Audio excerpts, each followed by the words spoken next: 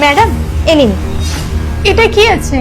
Madam এর মধ্যে না পায়েস আছে, আর এই পায়েসটা আমি নিজের হাতে বানিয়েছি। আজ তো আপনার জন্মদিন, ওই কারণে। আর আপনি জানেন আমার হাতের পায়েস না আমার পুরো পরিবার খেতে পছন্দ করে। নিন। তুই তো জানিস বল, আমি লোকাল দোকানে সবকিছু খাই না, স্পেশালি ড্রাই ফ্রুট। এই পায়েসটা যদি আমি খাই আমার খুব প্রবলেম হবে। ড্রাই ফ্রুট আমি বড় দোকান ছাড়া খাই না রে, এটা আমি নিতে পারবো না। না না ম্যাডাম, আপনি ভুল ভাবছেন। এর মধ্যে যে কাজু কিশমিশ আছে না, ওগুলো লোকাল দোকান থেকে নিইনি, আমি তো একটা বড় দোকান থেকে নিয়ে এসেছি। আমি তো জানি না ওই লোকাল দোকানের জিনিসগুলো খেলে আপনার অ্যালার্জি আছে, ওই কারণে। আপনি নিন না, কিচ্ছু হবে না।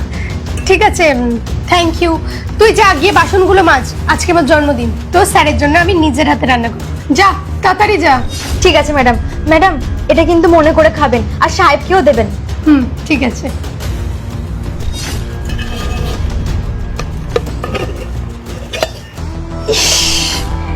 দেখেই মনে হচ্ছে কোনো একটা সস্তা দোকানের জিনিসপত্র দিয়ে বানিয়েছে।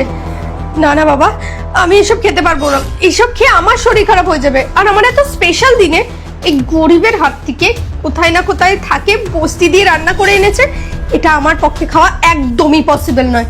একটা কাজ করি, রাহুলকে ডেকে বলি এটা সিকিউরিটি গার্ডকে দিয়ে দিতে বা রাস্তার কুকুরগুলোকে দিয়ে দিতে। আর রাহুল, একবার ভেতরে এসো তো, তাড়াতাড়ি এসো। কি হলো, আবার ডাকলে? টিফিন দেওয়ার ছিল বুঝি? আরে না, এই টিফিন কারি তো থোড়েই না আমি তোমায় টিফিন দিই। এটা আমাকে মালতী দিয়েছে। কি পায়েস বানিয়েছে, দেখেই মনে হচ্ছে পুরো সস্তা।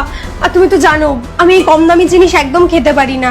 তুমি একটা কাজ করো, এটা নিয়ে গিয়ে ওই সিকিউরিটি গার্ড যদি থাকে ওনাকে দিয়ে দেবে, আর উনি যদি না থাকে তাহলে কুকুরগুলোকে দিয়ে দিও, ওরা খেয়ে নেবে। এটা আমি ধরতেও পারছি না। ধরো ধরো, ফেলে দেবে এটা। আর বলছি শোনো না, আজকে তো আমার বার্থডে, আজকে আমরা বাইরে খেতে যাব না, তুমি আর আমি মিলে আজকে ক্যান্ডেল লাইট ডিনার করবো। ওকে, তুমি তাড়াতাড়ি ফিরে এসো। ঠিক আছে।